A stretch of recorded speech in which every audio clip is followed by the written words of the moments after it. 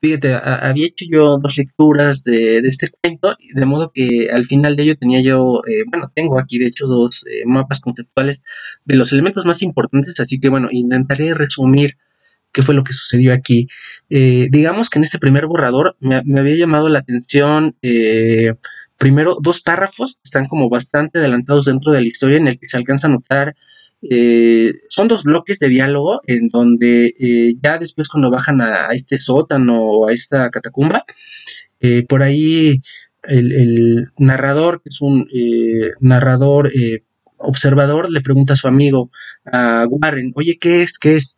Pues estos dos bloquecitos de diálogos que puedes encontrar ahí en el cuento, solo me gustaría señalar que tienen un tono como de novela de aventuras. Bien, una cosa que también me parece interesante es cómo, aunque, mm, ¿cómo decirlo?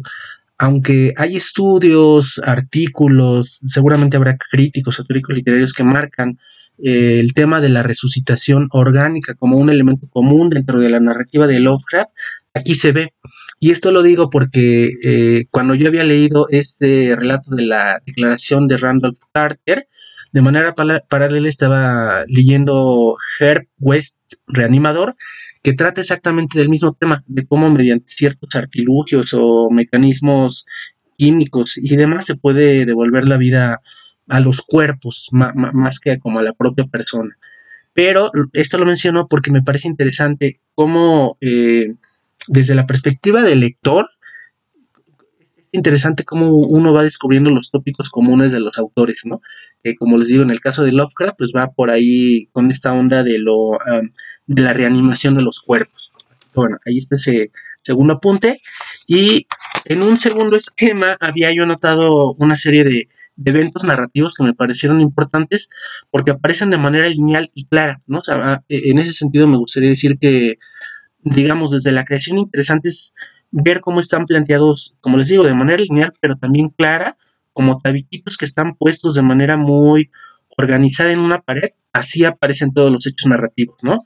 Que ahorita los voy a mencionar así rápido, que son, se habla como de este pantano del gran ciprés, se habla de algunos libros que colecciona el amigo del narrador, ¿no? Entre ellos, o bastantes de ellos, cómo se encuentran en lenguas desconocidas, salvo el árabe que se llega a mencionar por ahí, y también destaca por ahí un libro que habla sobre determinadas criaturas de las cuales no se sabe si la que le va a quitar la vida a Warren es una de estas. Digamos que desde una lectura intuitiva, una cosa así de ese tipo, te puede pensar que es así, aunque no termina de afirmarse, ¿no? Y lo podremos dejar así. Volviendo al tema de la narrativa, se menciona por ahí un elemento de cadáveres que pueden permanecer hasta 1000 años en estado de no putrefacción. Y bueno, ya finalmente la llegada al cementerio, quitan una piedra, bajan una escalera, o más bien Warren es quien baja una escalera, y ya llegando propiamente a la parte de cuando Warren ve estas criaturas, que les digo, seguramente se trata de las criaturas descritas en estos libros, me brotó de inmediato el tema de la fascinación. Y en ese sentido estoy pensando en tres historias, además de esta. Las 800 abuelas de Ralph, no recuerdo el apellido, es un autor de ciencia ficción. Basalisa la sabia, que viene recopilado en Las mujeres que comen con los lobos. Y lo que sucede en estos dos cuentos es que hay una advertencia de los personajes, porque en algún momento determinado un personaje quiere saber algo como de la vida, alguna cuestión, digamos, filosófica, una cuestión de este tipo, pero el personaje que está del otro lado, que es más sabio y más viejo, le dice, no, no quiero saber más de esto, ¿eh? En el caso de las 800 abuelas, pues es como, no lo tengo demasiado presente, pero creo suponer que es una abuela. Y en el caso de Basalisa la Bella o la Sabia, es la Baba Yaga quien le dice, oye, no, niña, ya no, le dice a la princesa, ya no quiero saber más. Y desde luego estos personajes toman la decisión de irse y no saber este sistema o esta elemento que están cuestionando. Pero en el caso de Lovecraft, en el caso de este cuento, la declaración de Randolph Carter, y en el caso, por ejemplo, de la película Indiana Jones y la calavera de cristal, no sucede así.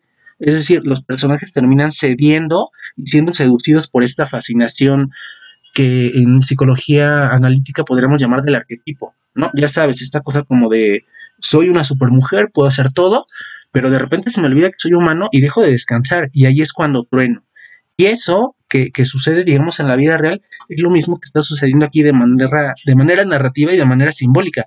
Los personajes se ven arrastrados, pero finalmente también se alimentan o se ven, digamos, consumidos por la fascinación del arquetipo, que en Indiana Jones, para ya cerrar el tema, sería los extraterrestres, que en efecto le dan todo el conocimiento a esta mujer que pide saberlo, y que en el caso de Lovecraft, eh, Warren termina cediendo a la seducción, a la fascinación por la monstruosidad, la extrañeza y estos elementos que van más allá de los límites humanos.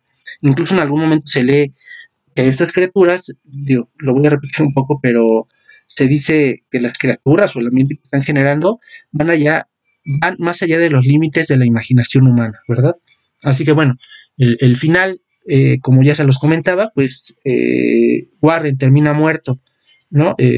Porque por ahí tienen una comunicación cuando él baja y el narrador se encuentra arriba y se van diciendo ahí algunas cosas, ¿no? Como pudieras ver esto y en algún momento más adelante de la historia Warren le dice, ya vete y después le habla como de las criaturas, mira si pudieras verlas y ya vete, déjame y ya en la parte final del cuento ya no es Warren quien le contesta, sino una de estas criaturas con una voz ahí medio tremebunda, ¿no? Espectral, incluso se menciona, le dice, Warren ya está muerto. Y precisamente en este punto termina el cuento de Lovecraft.